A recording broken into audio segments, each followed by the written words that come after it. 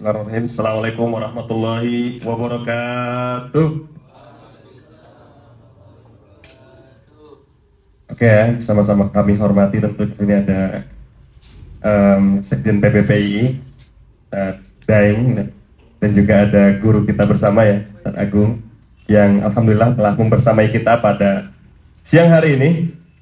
Dan juga teman-teman sekalian, gimana udah pada makan siang belum? Belum ya? Gimana Ustadz yang pojok, Ustadz jurnalis sudah makan siang? Udah ya? Ya tadi pagi kita kehujanan gitu ya di Mesir. Ada yang tahu nggak kenapa hujan turun gitu pada pagi tadi? Ada yang tahu? Ada apa? Hujan turun tadi itu menandakan akan pupusnya ketidakadilan di negeri Mesir ini.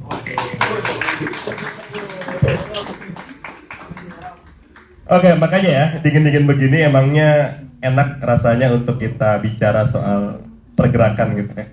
Jadi ya bicara gerakan harus dengan kepala dingin gitu kan, jangan panas-panas. Oke teman-teman, di sini ya tentu saya sebagai opening speech sebenarnya gitu ya, nggak kurang nggak lebih, tapi biar ya ada isinya gitu ya. Yang disambung dengan yang monolog gitu ya, yang akan saya bawakan tema yaitu narasi konstruktif ya, Mesir di ambang batas.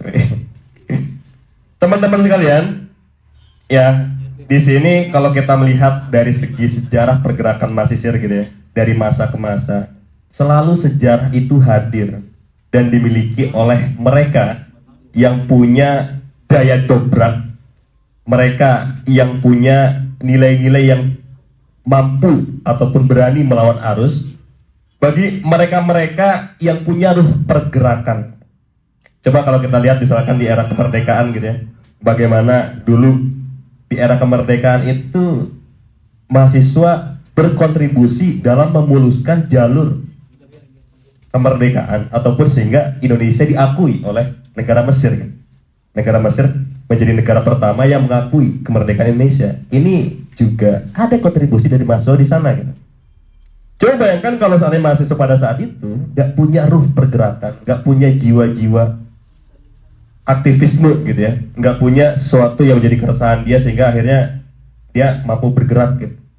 Kalau mereka nggak mempunyai itu, barangkali mustahil adanya tadi pengakuan daripada negara Mesir itu sendiri. Pun juga hingga hari ini gitu. Hingga hari ini nampaknya ruh-ruh yang semacam itu, jiwa-jiwa ataupun nilai-nilai yang semacam itu harus benar-benar terdemokratisasi gitu ya pada Mesir secara umum gitu. Sehingga akhirnya kita nggak hanya belajar aja gitu ya, tapi juga kita mempunyai ruh pergerakan yang kemudian ingin lingkungan Mesir ini semakin sehat dan semakin produktif gitu kan. Next. Nah, di sini teman-teman ya, karena ya kita kedatangan sebenarnya ada mahasiswa dari Indonesia gitu. Jadi dari PII itu ada kehadiran, ada dua ya. Yang satu itu Sekjen PBPI, yang beliau alumni Mesir yang juga sekarang di Indonesia. Dan ada orang yang di Indonesia nih, mahasiswa di sana gitu. Nah, kalau kita lihat dari segi kita sekarang ya mengenai jati diri, kita mempunyai jati diri diaspora gitu yang tentu berbeda dengan mahasiswa di Indonesia. Nah, poin mahasiswa diaspora itu semestinya mereka memikirkan bagaimana mereka berkontribusi untuk memberikan citra nama baik Indonesia di kancah Mesir ataupun internasional menjadi lebih bagus gitu. Dan yang kedua adalah bagaimana memikirkan dia bisa berkontribusi di Indonesia. Itu kan yang jadi poin filosofisnya gitu, mengenai jati diri kita yang semestinya bisa bergerak ke arah sana ketika kita mempunyai ruh pergerakan tadi. Tetapi kalau kita melihat misalkan gitu ya di Mesir ini secara asumsi pribadi sih, tapi tidak. Ya, bayangkan kalau seandainya ini, bayangkan saja. Kalau seandainya nih orang-orang yang belajar bertalaki dan segala macam, yang mereka tentu bergerak di bidangnya. Gitu.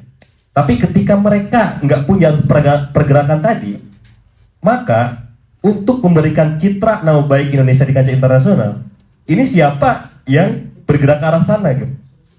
Nah, ya ketika di orang-orang yang belajar ataupun tiap harinya belajar segala macam, ya siapa yang kemudian kita selaku diaspora yang bisa menuju ke arah sana?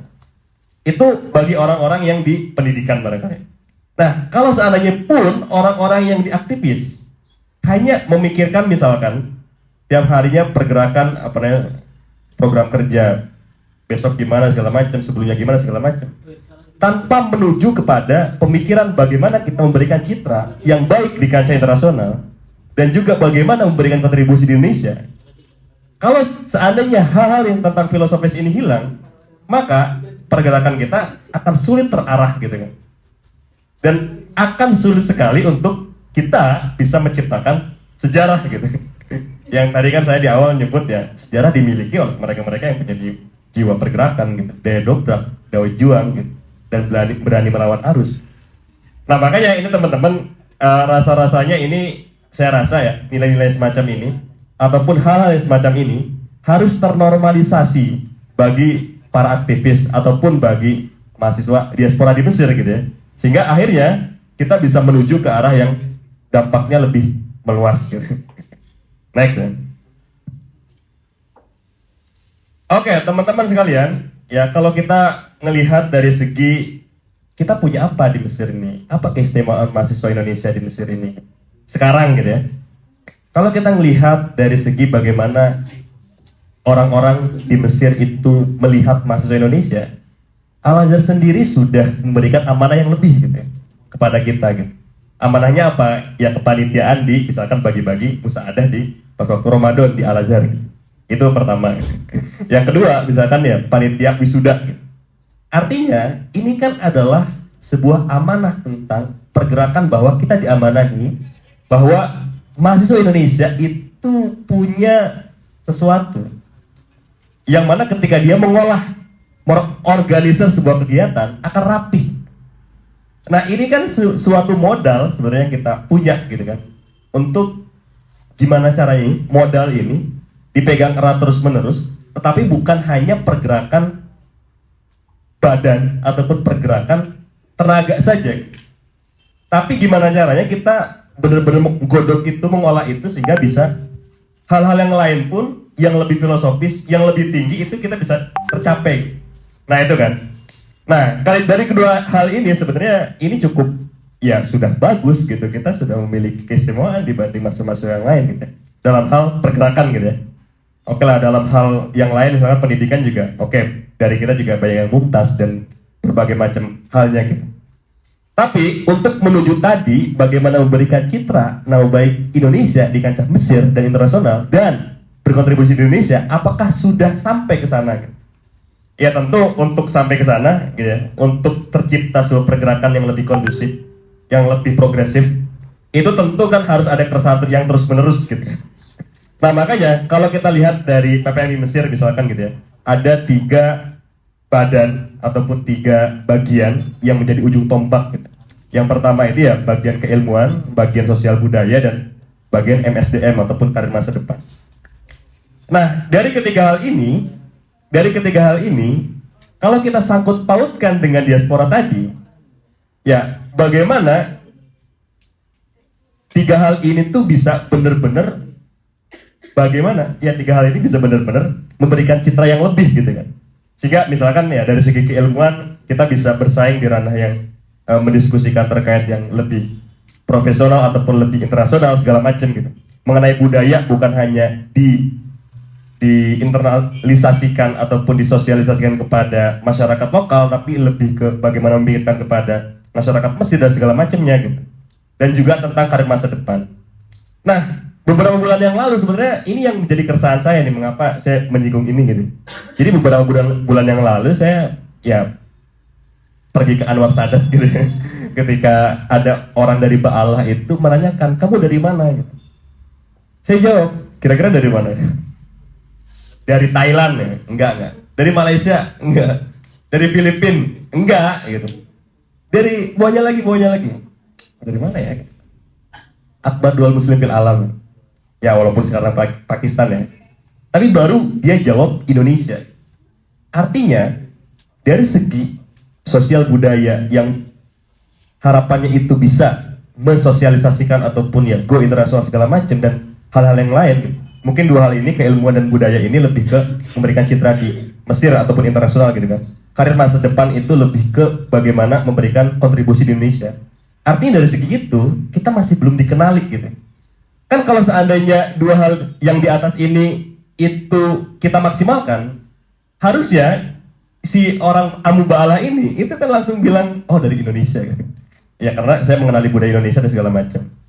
Dan memang ini juga pengakuan daripada Dr. Husyam Syakir gitu ya, pas waktu ada bikin seminar gitu. Saya mengenal Indonesia dulu itu dari tulisan-tulisan orang Indonesia yang nulis di koran Mesir dan segala macamnya. Nah itu ya, nggak tahu sekarang belum ada dan segala macamnya. Itu menjadi tentu harus menjadi perhatian kita bersama gitu ya. Sehingga akhirnya pergerakan ke depan lagi-lagi bisa lebih progresif dan konstruktif ya. Walaupun tentu saya juga belum bisa sampai ke sana barangkali gitu ya. Tapi lagi-lagi nilai yang semacam ini, keresahan yang semacam ini mesti sama-sama diupayakan sehingga sama-sama itu bisa ya mengarah ke arah yang diidealkan bersama gitu kan. Kalau cuma satu dua orang dan segala macam ya gimana gitu ya untuk bisa sampai ke sana barangkali akan lebih jauh. Next. Nah, kalau kita melihat nih teman-teman, di antara hambatan pergerakan hari ini itu kita kan banyak organisasi semakin banyak di Mesir gitu ya, dan orang-orang di Mesir juga semakin banyak, tentu semakin banyak orang, maka satu organisasi untuk mengorganisir ataupun memegang dan segala macam itu semakin sulit gitu. Ya kan? Dan apalagi ketika semakin banyak organisasi gitu. Tetapi ya yang menjadi permasalahan pertama itu dari tumpukan tupoksi gitu. Tupoksi yang jelas tugas pokok dan fungsi daripada organisasi. Kalau seandainya nih untuk tadi mencapai dua hal yang tadi, mencapai tadi ya citra nama baik Indonesia di kancah internasional dan bagaimana berkontribusi di Indonesia, kalau semuanya itu memikirkan hal yang sama, semua organisasi memikirkan hal yang sama, organisasi mahasiswa memikirkan hal yang sama, maka gimana ini pergerakan bisa lebih jauh nih? Sedangkan ya semuanya memikirkan hal yang sama gitu. Kalau seandainya semua bahu-membahu ada, oh kamu di sini, kamu di sini, kamu di sini, oh kamu di atas ya, oh kamu di atas ya, oh kamu di atas ya, itu maka pergerakan kita akan lebih jauh, lebih progresif gitu dan juga ya lebih maju ke depan gitu. Masalahnya sekarang ya dari berbagai macam organisasi yang ada itu tumpuk penumpuk tupoksi gitu. Semua bergerak di arah situ, jadi oh gimana nih, sulit nih gitu. Nah yang kedua itu sistem yang kurang mengakselerasi dampak. Ya tentu sistem yang dimaksud ya SGS segala macam, yang organisasi induk segala macam gitu. Ya bagaimana itu tentu ada dalam kajian tersendiri ya, hari ini juga sedang dikaji segala macam gitu. Bagaimana ya, banyak kalau seandainya nih orang-orang yang punya ruh pergerakan itu dikumpulkan pada satu dewan pengurus yang satu gitu ya. Tanpa tadi ya, ya sekarang kan permasalahannya ada, ya tentu kompleks gitu kan. Kompleksnya oke lah, misalkan yang orang-orang terjun di MPA, BPA segala macam yang apa namanya, ya orang yang terjun di sana banyak yang masih kurang memahami dan segala macam, ataupun ya ada kompleksitas lah mengenai itu. Tapi saya rasa ini memang akhirnya mengurangi dampak yang lebih gede lagi,